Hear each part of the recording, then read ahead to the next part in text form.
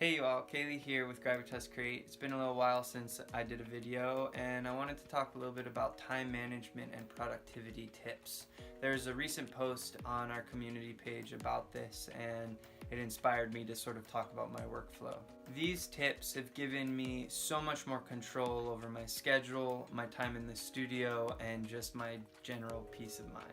The two systems I'll be speaking about are Kanban and time blocking. Let's take a look. I've been using and preaching the glories of Kanban since I started using it over a year ago, and part of me wanted to wait to do an in-depth video until I really knew that it worked, and it does. It has really improved my life, being able to manage my tasks and see my progress. Kanban fits into the category called Agile Project Management and is one system that is commonly used by software companies to manage the deployment of code, products, and monitor, track, and fix bugs. Time blocking is a hyper-pragmatic way to map out your day, week, month with dedicated slots of time where you will be working on a specific task. As musicians, we can use this to help us finish more music, manage the PR side of our artist brand, organize our lives, so that ultimately we can spend more time in the studio doing what we love, creating music, and less time playing catch-up. Let's take a look at how you can implement Kanban and time blocking into your life today. Now, off the bat, none of these companies are sponsoring this video. These are just what I use. There's many options. I started using a program called Kanban Flow, but moved over to Trello because it just has some more options.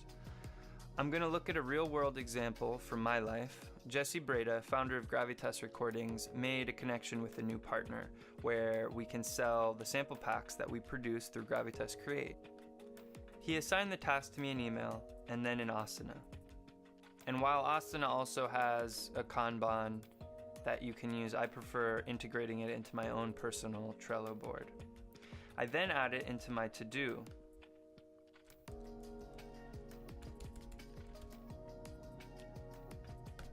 I'll go over briefly how I use Kanban, but there's many ways to do it, thus the name Agile. I break down my boards into do, doing, track, validate, and done. Track and validate are really the only columns that need explaining. When I'm brainstorming ideas or just documenting my task list, I put them into do. When I'm ready to work on them, I usually limit myself to about 4 or 5 maximum tasks in my doing column. And there's an actual mathematical way to calculate the best number for this, but I'm not going to even go into that.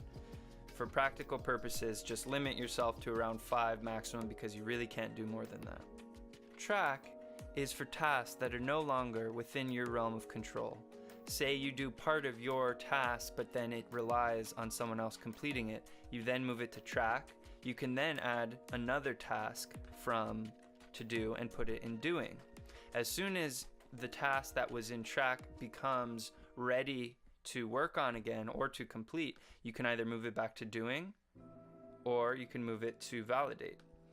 Validate is where I put tasks that are done, but I would need one final confirmation to really make sure it's done.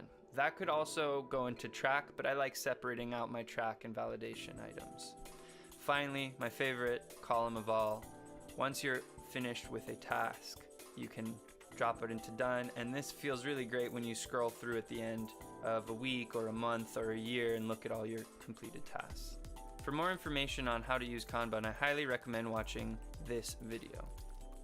So this is great, but unless I actually schedule time to work on it and a due date, it just won't happen.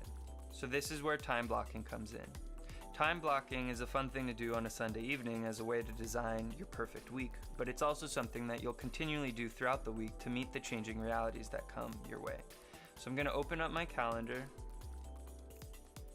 and schedule as many blocks of time as I think it will take me to complete this task. And I've already put an hour here and I've already passed it. So this is fine because it's flexible. So I'll move it till 3 p.m.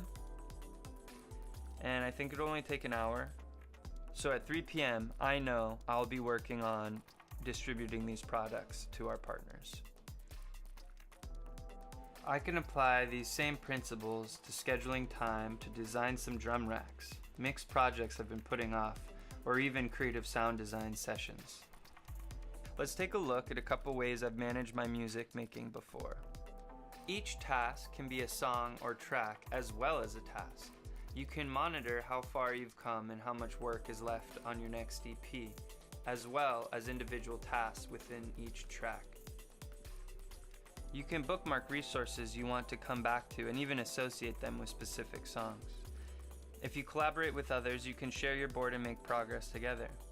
There are many other ways to accomplish the same end result, and it's important to find a system that works for you and your lifestyle. The main takeaways are to have a clear system of recording and interacting with your task list, and then a flexible but disciplined approach to hold yourself accountable to deadlines, preferably one where you're actually scheduling a set amount of time to work on a given task. What methods do you guys use to manage your time and schedule? I'd love to know. I'm sure everyone would benefit greatly if you could drop a comment down below. And if you haven't subscribed, please subscribe and smash that like button if you enjoyed this video. As always, thank you for watching, and I'll see you next time. Peace.